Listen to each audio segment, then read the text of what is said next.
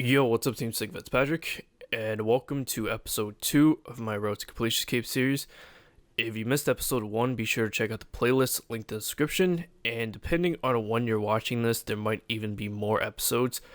So anyways, I uploaded the first episode of the series last Monday, which was the day after Double XP weekend, but I already had all the clips that I need for that episode prior to that weekend, so that's why this episode starts off with clips from Double XP weekend, so I'm going to talk about that. And if you're wondering why I'm killing Twin Furies, by the way, I mentioned last episode that I trained Slayer and Invention at the same time. I mostly just do regular Slayer, but I also do my daily Reaper tasks, which if you don't know what that is, basically once a day you can go to Death by entering Death's Hourglass north of Draenor Village Lodestone, and you can get a Slayer task from him, but his Slayer tasks are actually called Reaper tasks, and he only assigns bosses.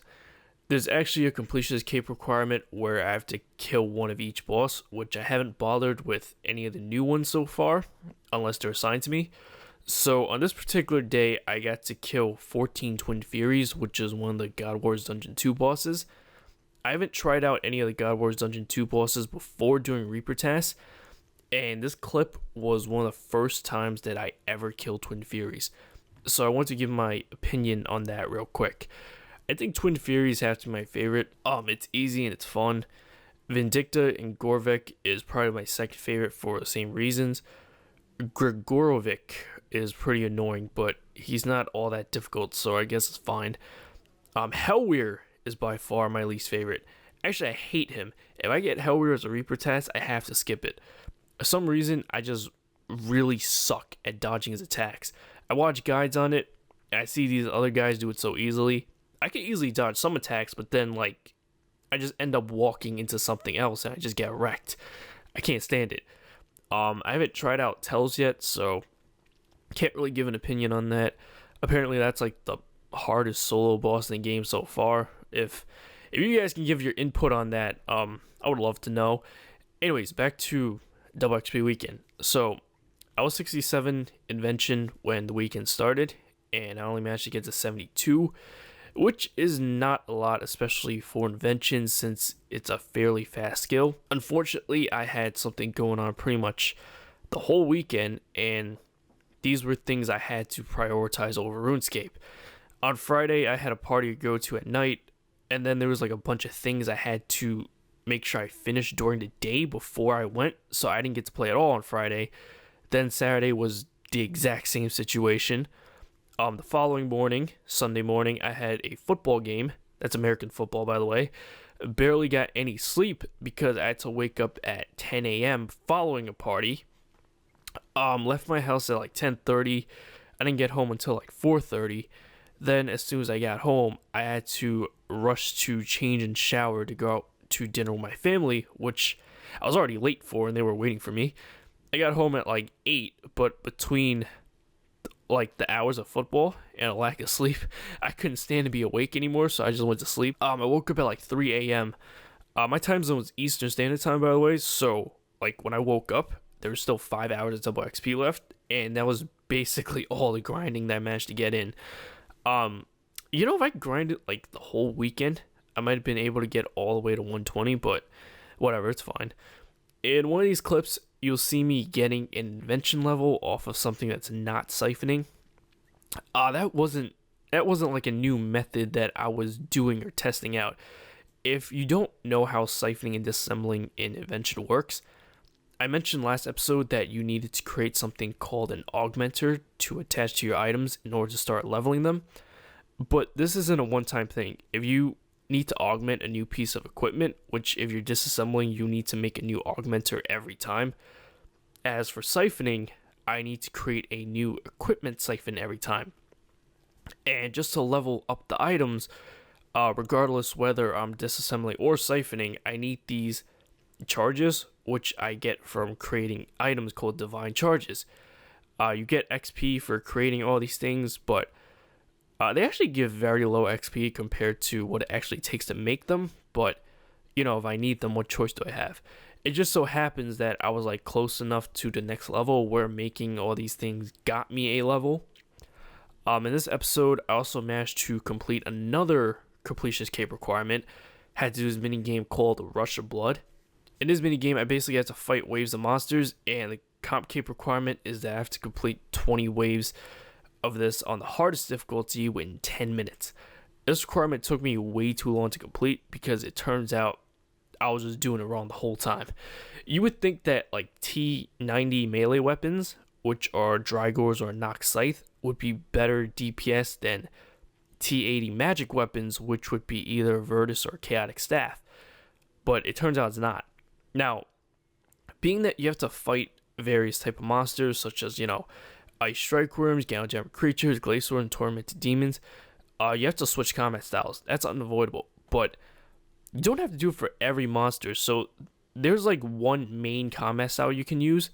I did numerous attempts where my main combat style was melee with Drygores, and it just never worked out. At first I was like, okay, maybe I need like a two-handed melee weapon. So I tried to get my hands on a Nox Scythe, because I was actually getting pretty close with the Drygores. Like, those few seconds being able to switch to a Nox Scythe would have saved me, actually would have helped. It turns out using a Chaotic Staff with H's was much better. One, because it's a two-handed weapon, it's easier to switch. Two, a lot of the monsters in there are weak to magic or can only be harmed by magic. And three, there was a specific type of monsters in there called Muspaz, where if you're using Ancients, you actually deal double damage against them, which is incredibly helpful since those guys actually have a really high HP. Not like incredibly high, but keep in mind, I have to complete 20 waves in 10 minutes, so I only get 30 seconds for each wave. High enough HP where I can barely finish it within 30 seconds if I were using melee. However, even with magic, it's not a guarantee it'll be completed, because the monster spawns are random, so it's based on a little bit of luck. Like, if you get too many Glaciors or Tormented Demon spawns, like, you're pretty much screwed. These comp cape requirements from Prif are a little redundant sometimes, because there's actually a completely different requirement where I have to complete the 20 waves on any difficulty. So, in order to save time, might as well go for the hardest one, since I have to do it anyways, complete 2 requirements at once. And another redundant requirement is I have to complete 200 laps at the agility course in Prith, and I also have to gather 8 journal pages from the same agility course. The thing is, the journal pages are guaranteed at the end of every 20th lap, so once I reach 160 laps, that's done. Then do 40 more, there's a 200 laps requirement.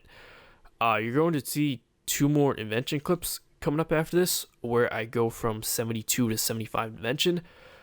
Those clips are more recent. I got one of the levels from discovering stuff at the Invention workbench.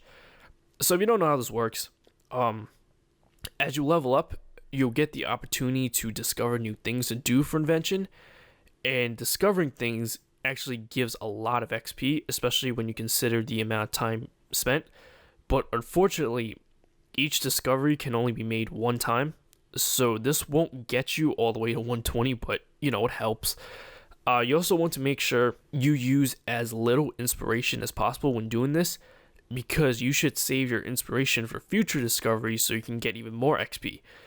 When I first tried out this skill, I was trading on my other account, my questing account, and made the mistake of disregarding the amount of inspiration I was using.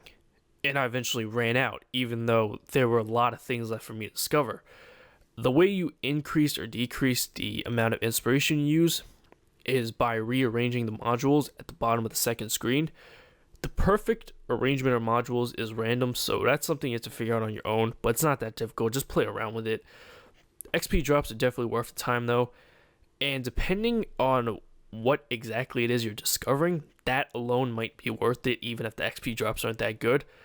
Like, you could reduce the chance of getting junk from disassembling items. You could increase the maximum amount of charges you can hold, and the most basic but most important ones would be discovering how to augment certain pieces of equipment, as well as discovering how to get them to certain levels, which obviously gets you more Invention XP in the long run. Anyways, that's going to be it for this episode. Hope you enjoyed it. If you did, remember to like, favorite, and subscribe if you haven't already. Depending on when you're watching this, newer episodes may be out already. Check for that in the playlist linked in the description below. Catch you later. Peace.